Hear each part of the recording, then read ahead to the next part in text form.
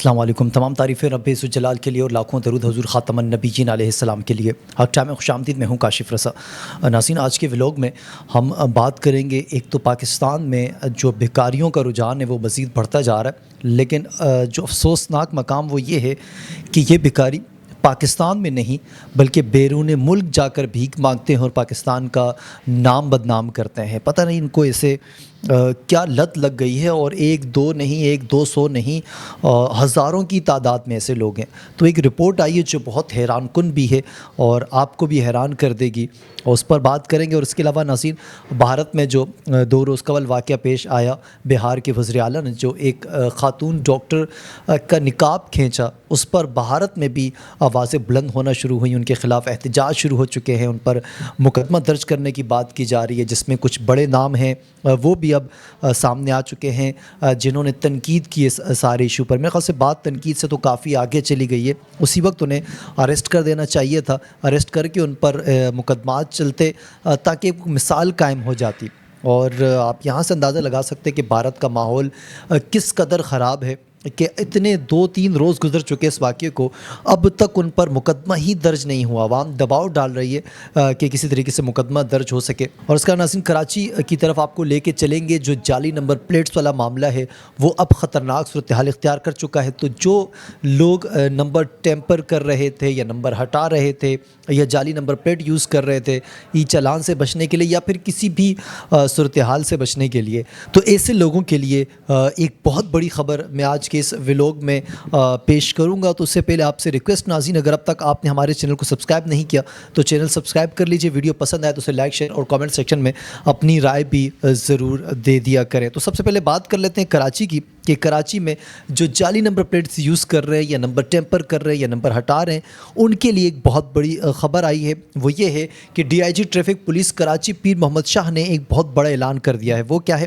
وہ ہم آپ کو بتاتے ہیں۔ D I G traffic police نے ای چالان کے حوالے سے بات کرتے ہوئے دعویٰ کیا کہ ای چالان شروع ہونے کے بعد حادثات میں 50% کمی ہوئی ہے۔ انہوں نے کہا کہ جب سے ای چالان شروع ہوئے ہیں، عوام نے گاڑیوں کی جعلی نمبر پلیٹس لگائی، جعلی نمبر پلیٹس، اور جن گاڑیوں پر پلیٹس کا نمبر چھپا ہوا ہے ان پر بھی جرمانے ہوں گے۔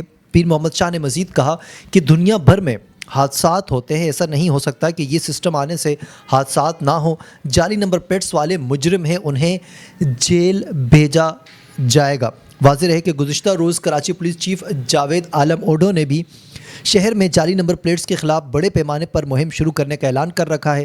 سی پی ایل سی چیف اور ڈی آئی جی ٹریفک کے ہمراہ پریس کانفرنس کرتے ہوئے کراچی پولیس چیف جاوید عالم کا کہنا تھا کہ جب سے یہ چالان شروع ہوئے ٹریفک کا نظام میں بہتری آئی اور اب تک تقریباً 1 لاکھ چالان ہو چکے ہیں۔ انہوں نے مزید کہا کہ جو جعلی پلیٹس یوز کریں گے وہ جیل جائیں گے، ان پہ مقدمات درج ہوں گے۔ تو آپ چند سو یا چند ہزار کی خاطر آپ کیا جیل جانا چاہیں گے؟ میرے خیال سے ہرگز نہیں۔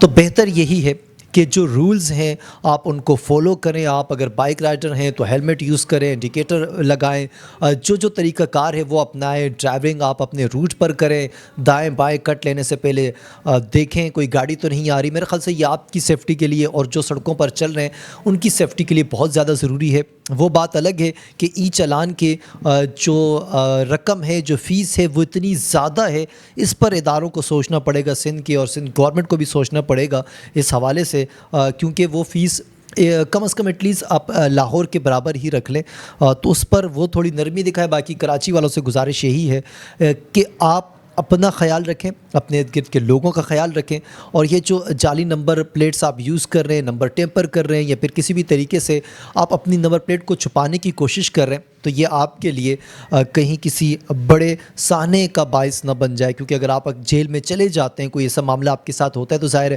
آپ کے گھر والوں کے لیے یہ کافی تکلیف دہ صورتحال بن سکتی ہے۔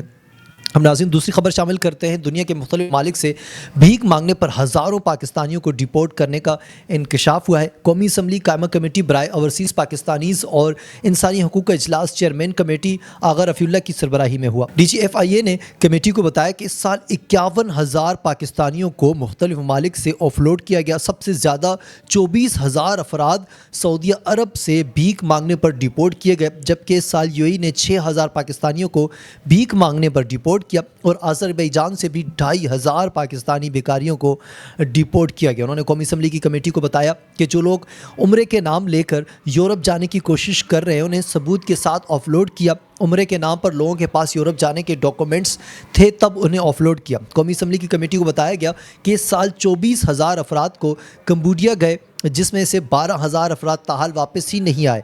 ہر ماہ سیاحتی ویزے پر 4,000 افراد گئے لیکن 2,500 واپس نہیں آئے۔ ڈی جی ایف آئی اے کا کہنا تھا کہ غیر قانونی افراد کو روکنے سے پاکستان کی پاسپورٹ رینکنگ 118 سے 92 نمبر پر آئی۔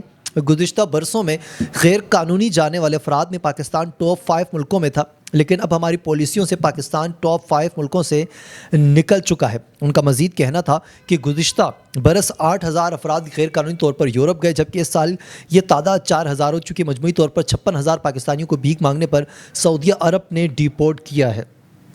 تو یہ بہت بڑی تعداد ہے۔ یہ تو وہ ہے کہ جو ڈیپورٹ ہوئے، جو منظر عام پر آئے۔ اب نہ جانے کتنے ہزاروں لوگ ایسے ہیں جو اب تک منظر عام پر نہیں آئے۔ ایک تو یہاں پر ظاہر قصور تو ان لوگوں کا ہے ہی کہ جو لوگ یہاں سے جاتے ہیں کسی بھی غرض سے اور پھر وہاں جا کر بھیک مانگتے ہیں، تو وہ فارمولا اپلائی کر رہے ہیں جو ان کے لیے کسی بھی صورت عزت کا باعث نہیں بن سکتا۔ کس منہ سے وہ اپنے بچوں کو بتائیں گے کہ میں آپ کو بھیک کی، صدقے کی، خیرات کی روٹی کھلا رہا ہوں، یا وہ ان کا ضمیر کیسے مطمئن ہو سکتا ہے؟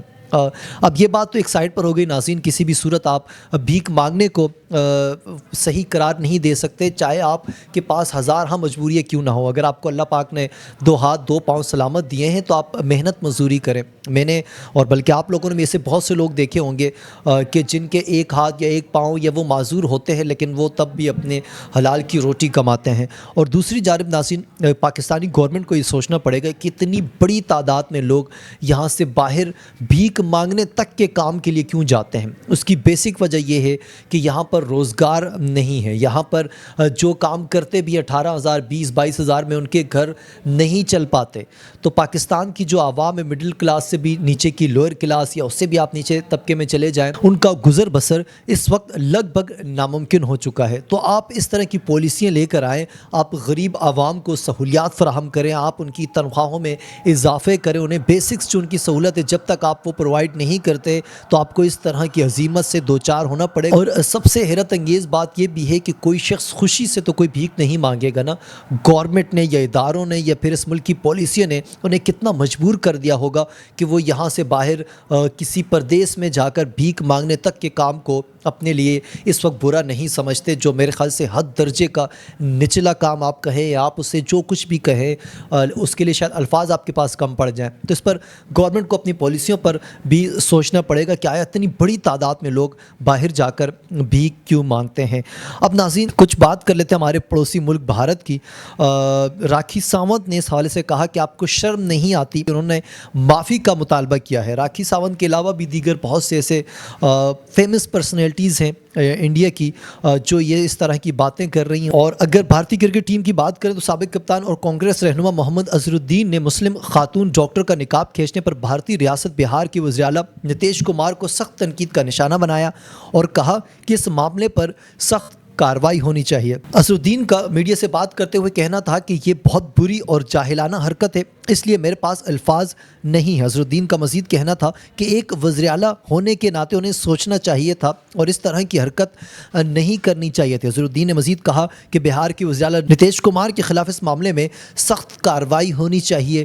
نقاب کھینچنے کو بھارتی سیاسی رہنماؤں، صحافیوں اور انسانی حقوق کی تنظیموں نے شرمناک قرار دیا۔ نقاب کھینچنے پر بہار کے وزیر اعلیٰ نتیش کمار کے خلاف ہراسمنٹ کا مقدمہ درج کرنے کا مطالبہ اس وقت زور پکڑ چکا ہے۔ اپوزیشن پارٹی کانگریس نے کہا کہ نتیش کمار کی بے شرمی دیکھیں، اپوائنٹمنٹ لیٹر لینے آئی خاتون ڈاکٹر کا حجاب اتار دی، یہ بدتمیزی ناقابل قبول اور ناقابل معافی ہے۔ بھارتی میڈیا رپورٹس کے مطابق لکھنؤ میں سماجی وادی پارٹی کے رہنما سمیا رانا نے نتیش کمار کے خلاف مقدمہ درج کروا دیا ہے۔ اور دوسری جانب انسانی حقوق کی عالمی تنظیم ایمنسٹی انٹرنیشنل انڈیا کا کہنا ہے کہ کسی عوامی عہدیدار کی جانب سے کسی خاتون کا حجاب یا نقاب زبردستی ہٹانا عورت کی عزت، شناخت اور ذاتی آزادی پر سنگین حملہ ہے۔ ایمنسٹی انٹرنیشنل کے مطابق ایسے اقدامات نہ صرف خواتین کی بنیادی حقوق کی خلاف ورزی ہے بلکہ معاشرے میں خوف اور عدم تحفظ کے ماحول کو بھی فروغ دیتے ہیں۔ تو ناظرین یہ تو وزیر اعلیٰ تھے اس لیے خبروں میں آئے، ہیڈ لائنز بنی، لوگوں نے واویلا مچایا، نہ جانے کئی ایسے کیسز ہیں جو خبروں میں نہیں آتے، خبروں کی زینت نہیں بنتے۔ تو میرے خیال سے اوورآل انڈیا کا اس وقت جو کلچر ہے وہ ایسا بن چکا ہے کہ جو اقلیتی جتنی وہاں پر قومیں رہتی ہیں یا جتنے وہاں پہ اقلیت مذاہب موجود ہیں، ان سب کے ساتھ ناروا سلوک کیا جاتا ہے، جس میں ظاہر سر فہرست مسلم کمیونٹی ہے۔ مسلمانوں کے ساتھ وہاں پر ہمیشہ اس طرح کے سلوک ہوتے ہیں، انہیں ان کے مذہب کے لیے آزادی میسر نہیں ہے، اور ہر وہ کام انڈیا میں ہوتا ہے جو شاید کسی آزاد معاشرے میں نہیں ہوتا۔ ناصر، مجھے اجازت دیجیے، اللہ حافظ، اینڈ پاکستان زندہ باد۔